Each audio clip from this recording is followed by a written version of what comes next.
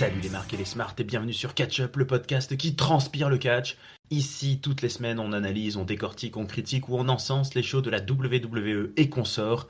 Je suis Raphaël et je suis là pour vous narrer les shows de la WWE de la semaine du 3 mars, le Monday Night Raw du 3 mars 2025, le Friday Night SmackDown du 7 mars 2025. On est juste après Elimination Chamber, un Elimination Chamber tonitruant. On a fait la review en ligne, n'hésitez pas à aller l'écouter si c'est pas encore le cas. Un soir qui a marqué l'histoire du catch, puisque ça y est, si vous ne le saviez pas, je vous l'annonce, peuple de catch-up. John Cena a tourné le dos aux fans, John Cena a trahi les fans, John Cena s'est rangé du côté de The Rock et a attaqué violemment Cody Rhodes à la fin du show. John Cena a gagné l'Elimination Chamber, il va affronter Cody Rhodes à WrestleMania. Cody Rhodes qui lui a refusé la proposition de The Rock de devenir son champion. Et bah écoutez, ça a coupé la voix de mes collègues et ça a coupé la voix de mon amie Letty, qui, c'est la réalité, je vous assure, je vous mens pas, est aphone, elle est sans voix, elle a une angine depuis, elle ne s'en est pas remise. Donc je serai tout seul, peuple de catch-up, mais je ne suis pas tout seul, car je suis avec vous. Et ce show du Monday Night Raw du 3 mars a commencé sur les chapeaux de roue à Buffalo dans l'état de New York, puisque cela a commencé par l'arrivée de CM Punk. Un CM Punk furieux, hyper énervé, qui a pris le micro et qui a dit voilà, de qui je parle. Il parle de The Rock, qui dit The Rock, toi tu crois que t'es le patron, tu crois que parce que tu fais partie des dirigeants, tu fais ce que tu veux, quand tu veux, t'en as rien à foutre, tu fais semblant d'avoir tes petits frissons, là tu te balades avec une fausse ceinture, moi je suis là tous les jours de l'année, toute la semaine, et je me bats pour ce métier. Et il parle de John Cena aussi, il dit pareil, John Cena, t'as arnaqué tout le monde, t'as menti à tout le monde, t'as abandonné tout le monde. The Rock et John Cena, il les appelle les bald fraud, les fraudes chauves, les arnaques chauves. Voilà, il les traite de midlife crisis, voilà, de ceux qui font leur crise de la quarantaine, là, ou de la cinquantaine. Donc il est très très énervé, CM Punk, et il enchaîne avec Seth Rollins qui lui a coûté le match de l'Elimination Chamber, et il dit Becky Lynch, viens récupérer ton mec avant que je le mette sur une chaise roulante. Donc là, CM Punk, c'est la phrase de trop, Seth Rollins débarque et ça se bagarre pendant plusieurs minutes sur le ring avec tous les agents de sécurité, les officiels, tout le monde, et ça dure très longtemps. C'est même un fil rouge durant tout le show puisqu'on les voit se battre aussi dans les vestiaires avant finalement que Adam Pearce craque et nous annonce que la semaine prochaine, il y aura un Steel Cage match entre les deux hommes, Seth Rollins versus CM Punk. Donc on a commencé déjà très très fort la semaine. Moi j'ai été ravi de voir CM Punk arriver, c'est amusant, c'est un peu paradoxal de voir CM Punk arriver pour être un peu le défenseur des veuves et des orphelins et des arnaqués, mais il nous a fait une très très belle partition de mec énervé, et encore une fois c'est formidablement bien écrit je trouve, de mettre tout ce monde un petit peu en rivalité. Seth Rollins il est là bien sûr dans les parages, mais CM Punk qui en veut à The Rock, qui en veut à John Cena, alors que voilà ils étaient amis jusqu'à présent. Ça donne envie vraiment de voir ce qui va se passer dans les semaines qui suivent. On a enchaîné avec tout ce qui se passe autour du titre mondial, notre champion qui s'appelle Gunther, vous le savez. La semaine dernière, il avait affronté Tozawa, et parce qu'aussi il affronte Otis. Et c'est pas si évident d'affronter Otis pour Gunther, mais il réussit quand même à le battre en quasiment 10 minutes, 9 minutes 43 après une série de powerbombs. Il s'est bien défendu, Otis. Il a tout fait, Gunther. Ensuite il a tenté de l'étrangler, il a attaqué Akira Tozawa qui arrivait. Finalement il a fallu Gunther qui a débarqué, Jey Uso qui a débarqué pour faire fuir Gunther. Voilà, on a eu le Hitman qui est arrivé à toute vitesse, et le Hitman lui-même s'est fait attaquer par ses deux nouveaux adversaires, Austin Theory et Grayson Waller, ce qui a permis à Gunther de réattraper Jey et de l'étrangler, de le mettre, de l'endormir, de le porter chez Morphée. Donc voilà, un Gunther qui finit le segment dominant, mais un peu chahuté avec une adversité qui commence à se former. On va enchaîner sur une série de matchs féminins, pas une série de matchs féminins, mais un premier match féminin. En fait, on a eu ce soir, figurez-vous, 3 matchs pour des titres. Je vais vous narrer tout ça. Je vais peut-être vous envoyer d'abord les éléments intermédiaires. Ouais, c'est peut-être pas mal. Qu'est-ce qui s'est passé comme éléments intermédiaires? Alors autour de Judgment Day, il se passe un truc. Il y a toujours Finn Balor qui fait un peu la gueule, surtout qu'il a perdu Il n'a pas été à l'Elimination Chamber. Liv Morgan et Raquel Rodriguez, elles sont plutôt contentes, hein. Elles sont championnes par équipe. Elles sont dédouanées de l'attaque sur Jade Cargill. Dominique il continue de dire qu'il voudrait un nouveau membre. Euh, Finn Balor, il dit à tout le monde, ouais, la semaine dernière, quand même, on s'est fait avoir Braun Breaker, il vous a humilié, Dominique, et il a humilié Carlito. Les autres, ils disent, oh, attends, t'étais là aussi, hein, tu t'es fait humilier toi aussi comme les autres. Donc, voilà, il y a un petit peu de tension, et puis, clairement, Finn Balor, il provoque, il va provoquer, en fait, sur le ring, Braun Breaker, un petit peu plus tard, et lui dit, si t'es encore champion, c'est parce que le Judgment Day a décidé de te laisser champion. Voilà, on sent qu'il y a une tension qui arrive entre Finn Balor et Braun Breaker. Braun Breaker vient sur le ring, mais il se fait attaquer par Carlito et Dominic Mysterio. Donc ça passe un peu dans tous les sens. Il y a bagarre à nouveau.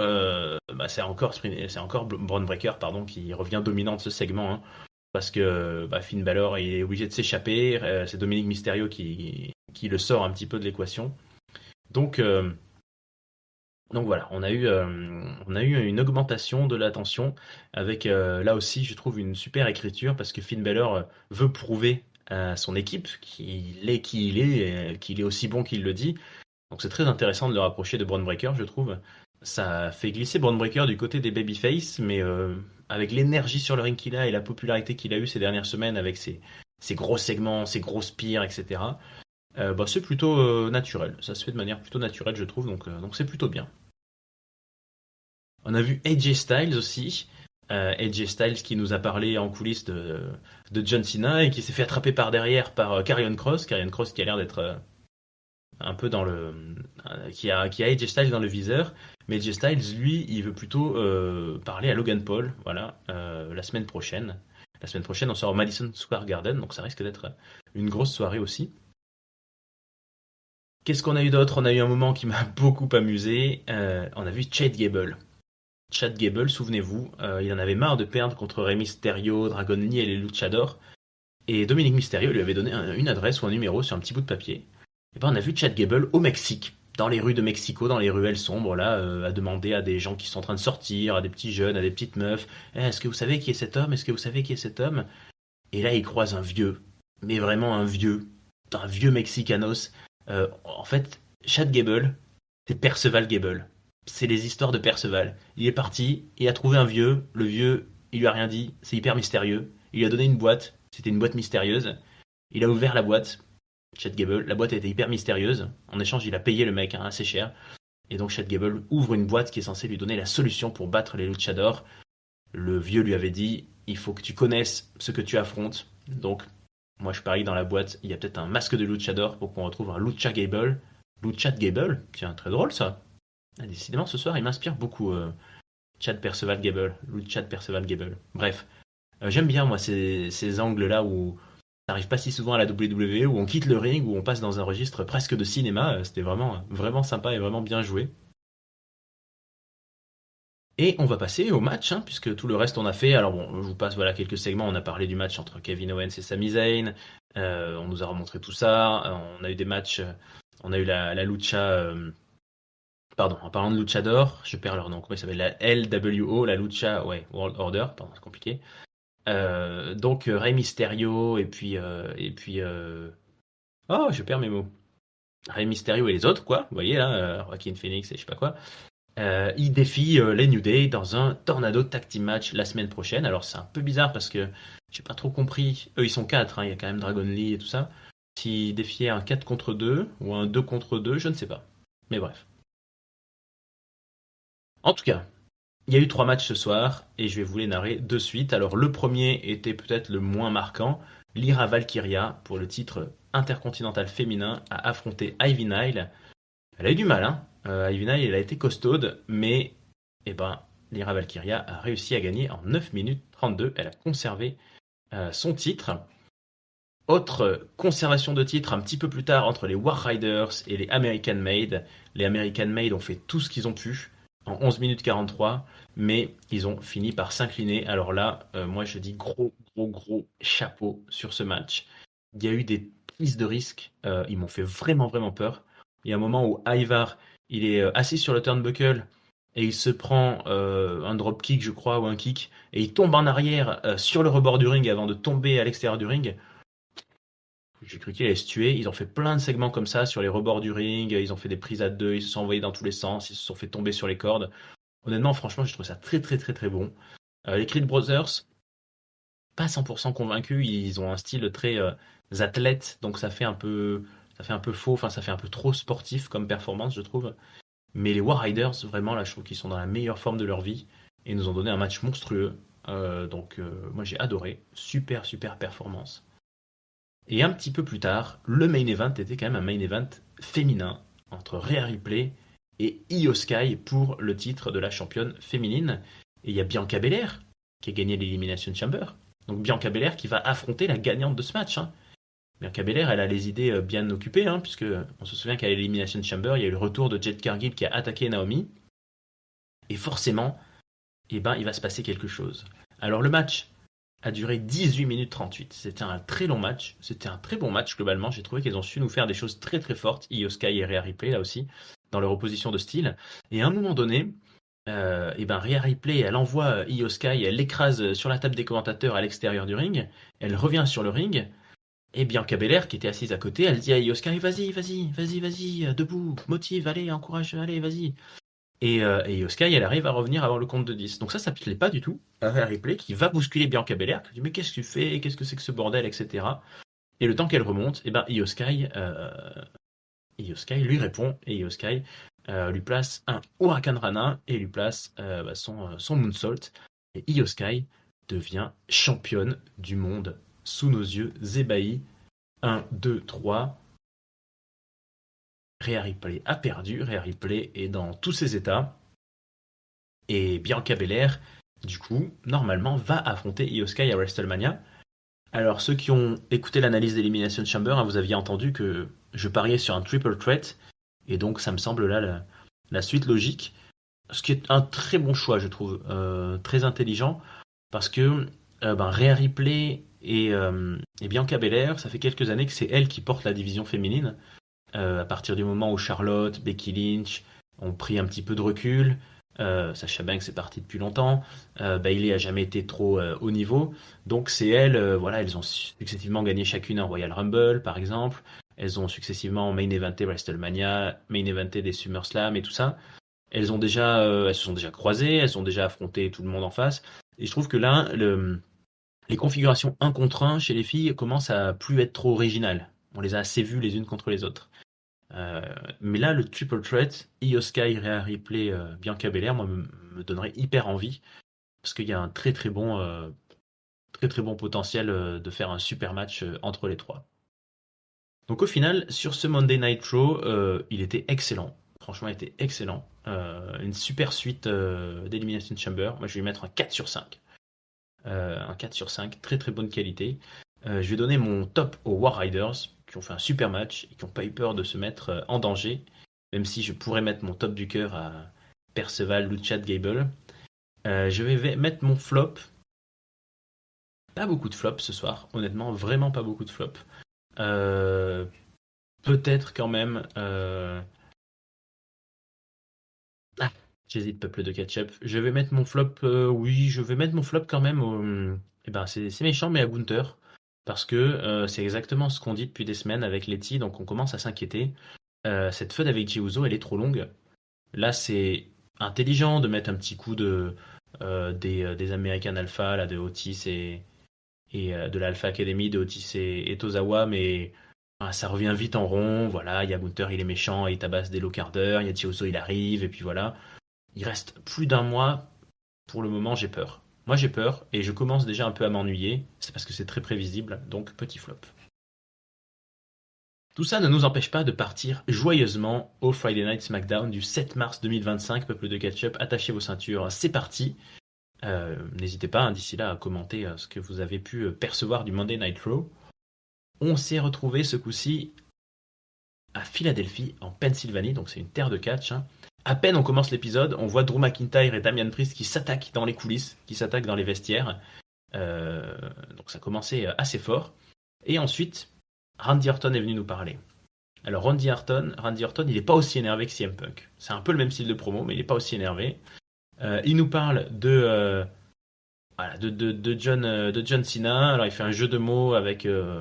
Il dit que c'est juste le bottom pour The Rock, le Rock Bottom. Ah, c'est un jeu de mots, un petit peu salace, un petit peu moqueur sur le surnom du Rock, le finisher du Rock. Ah, le Rock Bottom. Le bottom, c'est celui qui est en dessous et voilà, c'est en dessous du Rock. Bon, bref. Il nous parle de Kevin Owens aussi, hein. Et il nous dit Kevin Owens, en fait, il vous a raconté que des conneries. Il vous a dit qu'il était en colère contre Cody Rhodes parce que Cody Rhodes avait été copain avec Roman Reigns. C'est pas vrai, c'est juste parce qu'il était jaloux de la popularité de Cody Rhodes. Il vous a dit qu'il était en colère contre Sami Zayn parce que ça n'a pas été un bon ami. C'est pas vrai, c'est juste parce que Sami Zayn était plus populaire que lui. Moi-même, il a essayé de me mettre pile driver, il a essayé de finir ma carrière. Et il dit voilà, là, c'est pas possible. Kevin Owens, pourtant, il a quand même main eventé des WrestleMania et main eventé contre Stone Cold Steve Austin. Donc, vraiment, il a rien compris au business, quoi. Il a tout ce qu'il faut et il est quand même vénère. Donc, il dit voilà, je vais pas laisser passer ça. J'ai des voix dans ma tête qui me parlent. Donc, maintenant, je suis motivé. J'ai trouvé ça moyen. Honnêtement, Randy Orton a pas été extraordinaire au micro, surtout cette promo tout seul sans personne qui vient lui répondre ou le provoquer. Bon voilà, il est venu nous dire ce qu'on avait compris, hein, qu'il est de retour et qu'en gros c'est pas fini avec Kevin Owens. Donc très bien, hein, mais ok. On a ensuite eu notre premier match du soir, c'était un match féminin. Il est lié à une dispute qu'il y a eu dans les coulisses. Dans les coulisses, il y avait une discussion avec Nick Aldis et Tiffany Stratton, mais Chelsea Green et Piper Niven sont arrivés. Et donc Tiffy Time, elle a provoqué Piper Niven pour un match. Chelsea Green, elle a dit non, non, elle peut pas avoir un match. Moi, j'ai mon match plus tard contre Michin, elle doit être mon garde du corps. Nick Aldis, il a rappelé, et il a dit écoutez, Piper Niven, elle bosse pas pour Chelsea Green, elle a un contrat avec la WWE, donc elle a son match. Et ce fut le premier match de la soirée qui a duré 7 minutes 59, et Tiffany Stratton a gagné. Elle a réussi à s'imposer grâce à son Prettiest Moonsault Ever. C'était pas trop mal comme match, il y a eu des segments assez sympas. Bon, Piper Niven, elle perd énormément, hein, parce que c'est un peu voilà le bouclier de Chelsea Green. Elle perd énormément, mais elle catch énormément, presque une semaine sur deux ou toutes les semaines. Donc c'est un voilà. N'hésitez pas à me dire en commentaire ce que vous pensez du traitement de Piper Niven. Ça commence à faire quelques années qu'elle est là, hein. On se souvient qu'elle était arrivée en tant que Doudrop avec Eva Marie, donc ça date.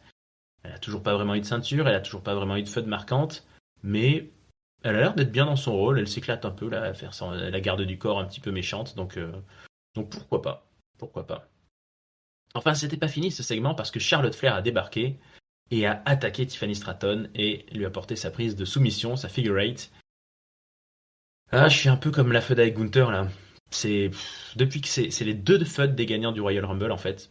Ils se sont décidés beaucoup trop tôt et ils savent pas quoi raconter. Parce qu'en vrai, pourquoi elle fait ça, Charlotte? Pourquoi elle se fait chier à venir et à faire un figure eight à Tiffany Stratton? Ça n'apporte rien. On peut pas dire qu'elle veut l'affaiblir. C'est dans un mois et demi le match. C'est vraiment juste pour le plaisir. C'est difficile à comprendre.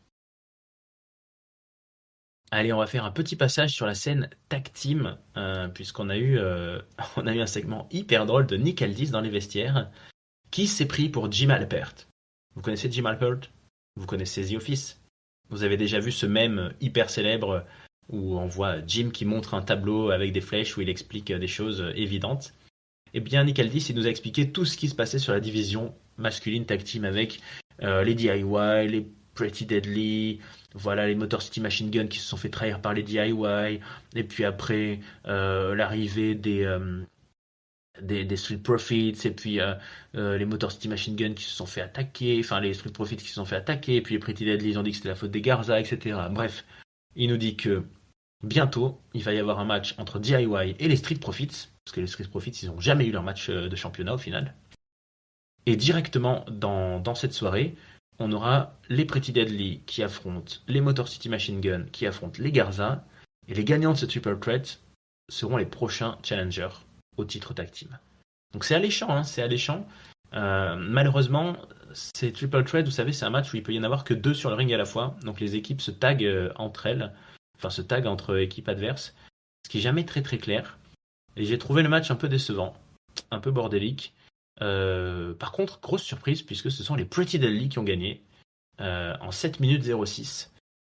Ils sont donc les prochains challengers pour le titre de champion du monde, ce qui a beaucoup énervé dans les coulisses Santos Escobar quand il a croisé les Garza. Il leur a dit les gars, faut pas rater des occasions comme ça. Putain, je vous l'ai dit, là c'est le moment où il faut gagner. Ils ont baissé un peu la tête, hein, Humberto et Angel. Et en fait, pendant que Santos s'en allait, eh ben, Humberto, il a croisé qui donc? Humberto, il a croisé El Idolo Andrade, qui lui a dit, je connais ton potentiel, gars, te laisse pas marcher dessus comme ça. Il y a peut-être une scission qui va se créer là. S'il y a d'un côté Santos et Garza et de l'autre côté Andrade et Carrillo, moi ça me plaît bien. De toute façon, peuple de ketchup, vous le savez si vous écoutez cette émission depuis un petit moment, euh, Garza, Carrillo et Andrade, moi je les adore. Pour moi, j'ai beaucoup de super souvenirs de eux à la période Covid. C'est quand même une période marquante où on avait des shows quand même sans public. Et Andrade était champion US à l'époque. Et je me souviens de très bons épisodes. Enfin, c'est pas de très bons épisodes pendant le Covid, mais où vraiment ils portaient le show du début à la fin. Puisqu'ils étaient tous en faction là avec Zelina Vega. Et Andrade, il était à la fois champion US et à la fois challenger au titre de Drew McIntyre. Et ils étaient du début à la fin dans les shows. Ils étaient vraiment très chouettes. Donc si ces mecs-là se reviennent un peu au devant de la scène, je serais vraiment très content. On n'y est pas encore et on est passé ensuite. Bon, je vais vous passer des petits matchs. Tiens, je vais vous passer deux petits matchs assez décevants. Peuple de ketchup, malheureusement. Braun Strowman contre Solo Sikoa et Drew McIntyre contre Jey Uso. Alors Braun Strowman, il a affronté Solo Sikoa. Euh, il s'est pas passé grand-chose. En vrai, j'étais un peu déçu par le match. Et il a fini en fait par une attaque de Tamatonga sur Braun Strowman. Donc ça a causé une disqualification. Et Jacob Fatu est arrivé ensuite et Jacob Fatu s'est retrouvé en face à face avec Braun Strowman. Donc là c'était intéressant, là c'était impressionnant. Mais ouais, dur pour Solo Sikoa je trouve, qui était vraiment là en mid-card, dans un match sans grand intérêt. Et c'est même pas lui, voilà, le sommet de l'affiche. En fait c'est Jacob Fatu hein, qui est l'attraction principale. Donc voilà, c'était un petit peu moyen. Et le deuxième match moyen, bah en fait, c'était un match entre Drew McIntyre et Jimmy Uso. Un match qui a duré 6 minutes 58. Pas beaucoup de suspense. Claymore kick, victoire de Drew McIntyre. Le seul truc qui s'est passé, c'est que Damian Priest est arrivé à attaquer Drew après. On a eu encore toute la sécurité qui est intervenue. Et Damian Priest a dit ah, on va se battre, machin, on va se battre, on va se battre. Bon, ok. Là, voilà, on est des segments un petit peu moyens, quoi. C'était pas le plus passionnant, j'ai trouvé, de ce SmackDown. C'est plutôt des gens qui ont un peu de mal là. Solo Sikoa, c'est vrai qu'après la grosse époque Bloodline, des Survivor Series et du Raw de Netflix, ben, on sait plus trop quoi en faire. Jacob Fatu, il monte en puissance et c'est bien, on va l'occuper. Drew s'il se retrouve dans une feud contre Damian Priest, je trouve que tous les deux là, ouais, c'est un peu la porte de placard, quoi. C'est un peu, on sait pas trop quoi faire de vous pour WrestleMania. Alors ils peuvent écrire une bonne feud, hein, et ils peuvent faire un super match, mais c'est sûr que j'en attends beaucoup plus de Drew cette année, surtout Drew. Je dois avouer que je trouve tellement excellent tout le temps dans ses interventions micro. En plus, il peut dire tellement de choses là avec The Rock, avec John Cena. Il peut dire tellement de choses que j'espère qu'il fera plus que ça. Voilà. On va passer un gros segment d'émotion, puisque Bianca Belair est arrivée sur le ring et elle a dit là, depuis quelques jours, j'ai des sentiments très mélangés parce que j'ai gagné ma place pour WrestleMania, j'ai gagné Elimination Chamber, mais moi ce que je vois c'est que mes copines, Naomi et Jade Cargill, bah, c'est le bordel, donc je veux savoir ce qui s'est passé. Donc Naomi, ramène ton popotin rebondi, viens me dire ce qui se passe. Naomi arrive, elle a une minerve, hein, elle a été blessée. Et Bianca Belair lui dit bah, est-ce que t'as attaqué Jet Cargill? Et Naomi a dit non, mais faut pas penser à tout ça, faut penser à ce qu'on récupère le titre tag team, faut penser à ce qu'on se remotive. Toi, tu vas avoir ton match, tu vas être championne du monde et tout. Alors Bianca Belair a dit oh, tu me dis ou tu me dis pas? Et Naomi a dit ouais, puis Jet Cargill, elle profitait de toi, elle profitait de ton travail et de ton succès. Jet Cargill, elle n'a rien à faire de toi. Vraiment, ça me rendait malade de l'avoir profité de toi et de ton talent et tout. Et Bianca a dit mais tu l'as fait ou pas? C'était confession nocturne. Naomi elle lui a dit Bianca, assieds-toi, faut que je te parle. Non, elle lui a dit, ouais, I did it, je l'ai fait, je l'ai attaqué, et je l'ai attaqué pour toi, je l'ai attaqué pour te sauver, je l'ai attaqué pour t'aider. Elle pleure, elle est en larmes, Naomi, hein, devant son amie. Elle te dit, s'il te plaît, j'ai tout fait pour toi, c'était pour t'aider, c'est pour qu'on soit championne ensemble, c'est pour te débarrasser de Jet qui profitait de toi. Bianca Belair, elle a dit, non, non, je veux plus te voir, je veux plus avoir rien à faire de toi. Donc, ben forcément, Naomi, elle se révolte un peu, et elle la traite de bitch. Elle dit, oh, bitch! Et là, Bianca Belair, elle partait, hein, elle partait, mais elle se retourne. Et par un hasard incroyable, à ce moment-là, on voit une grosse voiture arriver en coulisses sur l'écran géant. Et c'est Jet Cargill qui débarque et qui va tabasser Naomi. Donc ça finit en baston. Et elle lui porte sa prise de finition, là. Donc bah, c'était intense. Moi j'ai trouvé ça plutôt réussi. Là, la performance de Naomi, larmoyante et méchante, c'était très bien. On savait, enfin c'était très prévisible depuis le début, hein, que c'était elle qui l'avait attaqué. Mais bon, maintenant on a notre réponse. Cela dit, je me pose beaucoup de questions. Je me pose beaucoup de questions parce que Bianca, on l'a vu à Raw et à SmackDown. Elle va être forcément dans une histoire avec Rhea Ripley et Io Sky. Est-ce qu'elle va quand même participer à cette histoire entre Naomi et Jet Cargill? Je sais pas. Honnêtement, Jet Cargill, depuis qu'elle est là, elle n'a pas encore montré énormément de choses. Naomi, moi, je la trouve pas très très intéressante. Donc ça me choquerait pas que Bianca Belair soit pas dans l'histoire. Elle est largement au-dessus de tout ça. Et que Naomi et Jet Cargill règlent leurs histoires ensemble. Cela dit, ça serait bien qu'elle parle quand même, qu'elle soit un peu là, Bianca, et qu'elle s'interpose, tu vois. Mais dans cette Road to WrestleMania, je ne sais pas quelle place elle va pouvoir donner à cette trahison avant de passer à son vrai intérêt, c'est-à-dire bah, le titre de championne. Je pense que je vous ai évoqué déjà pas mal de choses. Il y a eu encore un match féminin, un street fight match pour le titre des États-Unis féminin entre Chelsea Green et Michin. 9 minutes 57. Euh, Super match, enfin très sympa.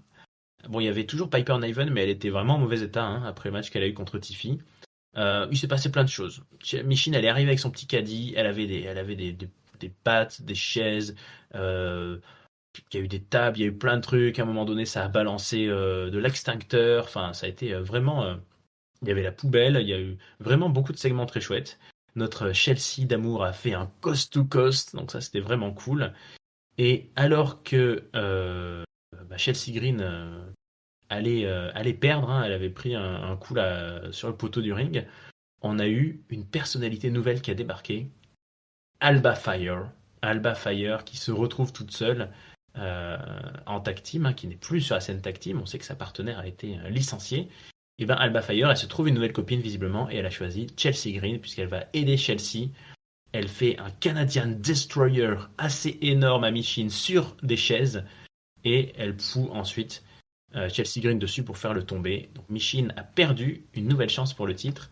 Chelsea Green est encore championne et visiblement Alba Fire est fidèle et loyale à Chelsea. Elle a l'air d'être de son côté désormais. Donc ça promet pas mal de choses pour la suite.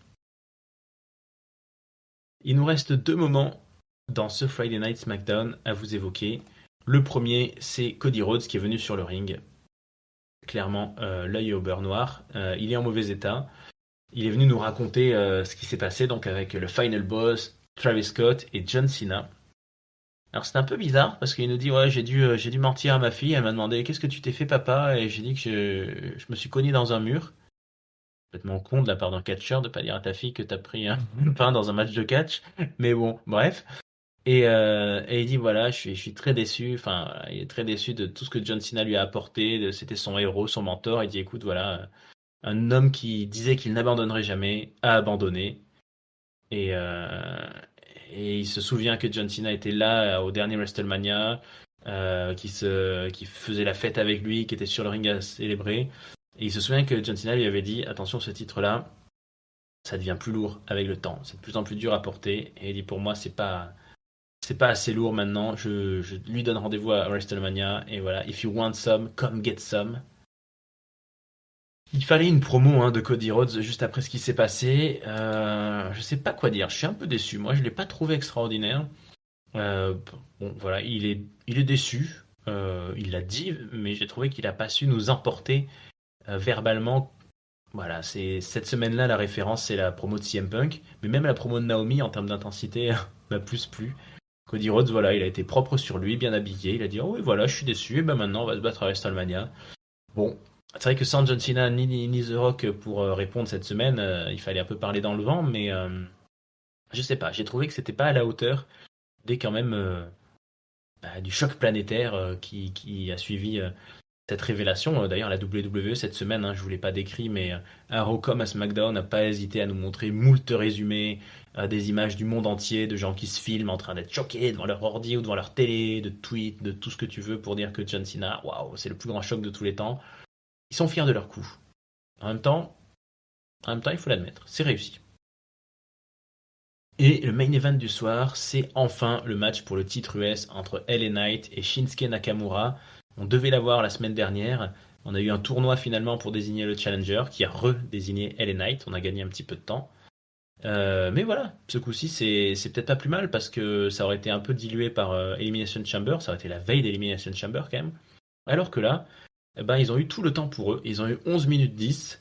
Alors Nakamura, ça reste pas incroyable, hein, ça reste pas extraordinaire. C'est sûr que c'était pas un match monumental. Il a fait un peu tout ce qu'il fait d'habitude. Il utilise ses grandes jambes, il tape dans le coin du ring, etc. Mais à un moment donné, il y a quand même eu un point important dans ce match. C'est que l'arbitre a été aveuglé par le mist de Nakamura. LA Knight avait réussi à se baisser et à l'éviter. Donc c'est parti en bagarre générale. Et surtout, Shinsuke Nakamura, il avait amené une chaise sur le ring peu avant. Et ben, ça s'est retourné contre lui puisque LA Knight lui a fait son BFT sur la chaise. Il a viré la chaise et un nouvel arbitre qui est arrivé a pu faire le tomber. 1, 2, 3. LA Knight devient 2 fois champion des États-Unis et il gagne ce titre sous les félicitations de la foule. Moi, je suis très content. Je trouve que c'était une très bonne idée en soi de lui faire perdre le titre temporairement pour lui donner à nouveau un objectif parce qu'on aime bien, soutenir les gentils dans leurs objectifs, dans leur mission. Un gentil qui est déjà champion, c'est toujours moins passionnant qu'un gentil qui essaie d'être champion.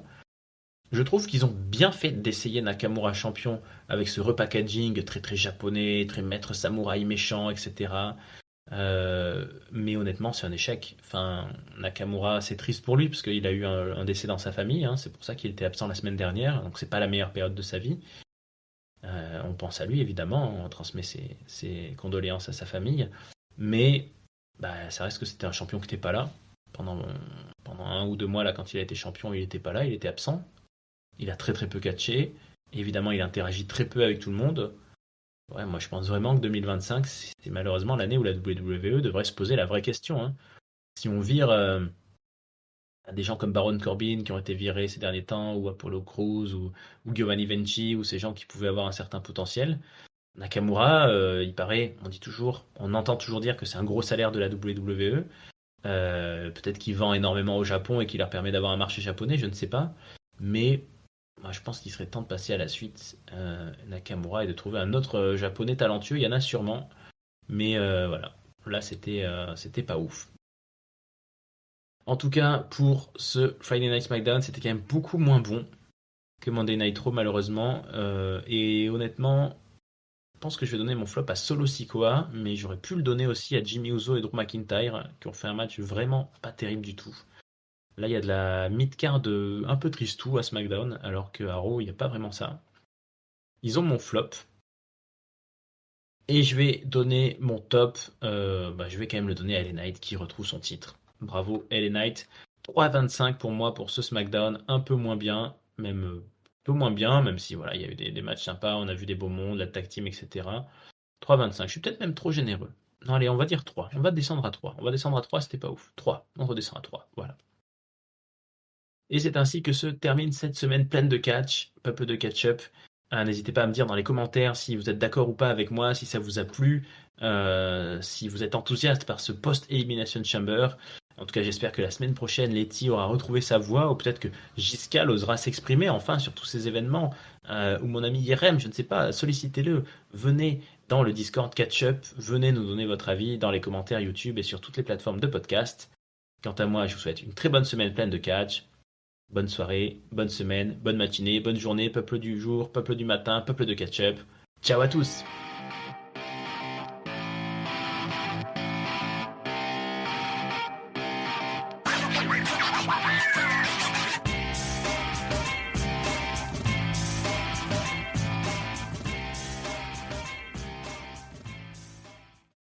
prochain SmackDown est à Barcelona. Vamos!